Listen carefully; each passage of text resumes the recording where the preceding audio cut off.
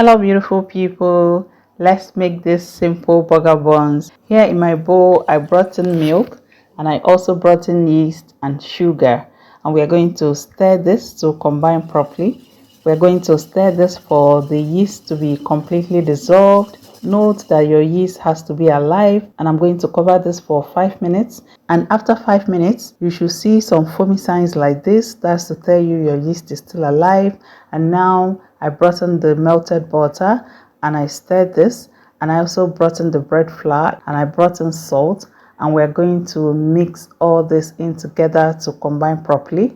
We'll keep stirring this to get it to a shaggy dough, and when we get to the point where we'll not be able to use a spatula to turn this, I'll have to come in with my washed hands, and we'll keep bringing this together for all the dry flour to be absorbed into the mixture. Now I transfer this to my work table for easier kneading. We are going to knead this between 7 to 10 minutes depending on how fast or good you are with hand kneading. If you have a stand mixer, you can use that for this, but hand kneading is therapeutic for me. At this point, this dough can tear easily. It has no gluten in it, and that's what we're working at. We'll knead it till it gets soft and fluffy like this, and we're going to turn this into a ball shape. I added in little oil into my bowl and I brought in the dough. This will help the dough not to stick to the bowl when it's resting. And I'm going to cover this with my clean kitchen towel and will allow it to rest for 20 minutes.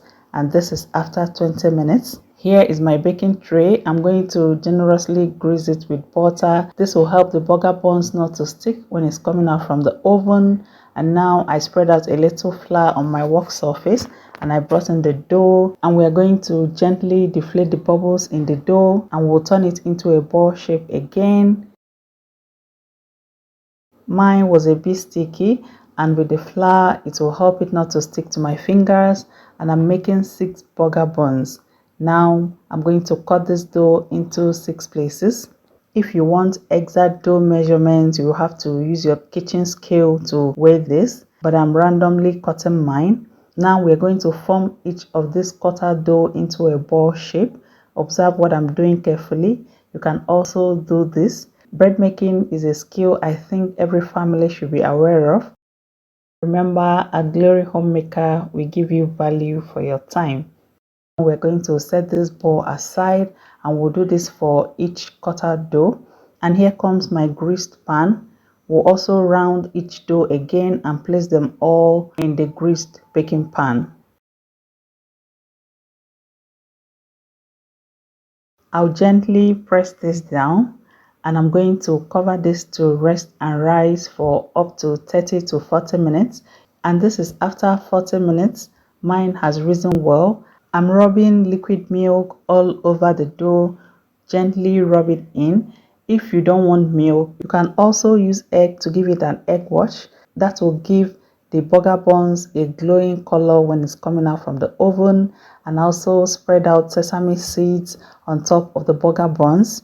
This is totally optional, but I have to do this because it gives that appealing appearance to burger buns. And I'll send this to a preheated oven, and we are baking at 170 degrees Celsius between 20 to 25 minutes. Our buns are ready. My kitchen right now smells so amazing. I'll take them off on the wire rack to cool completely. And usually I don't cut into a hot bread except I'm finishing the whole loaf at once. This is crusty on the outside and very soft inside. I hope you learned a thing or more from this video.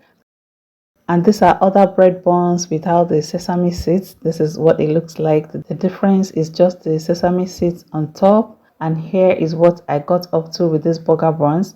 I made beef burger and I also made chicken burger. I have these recipes already on my channel. You can do well to check it out. Thank you for watching and see you in my next video.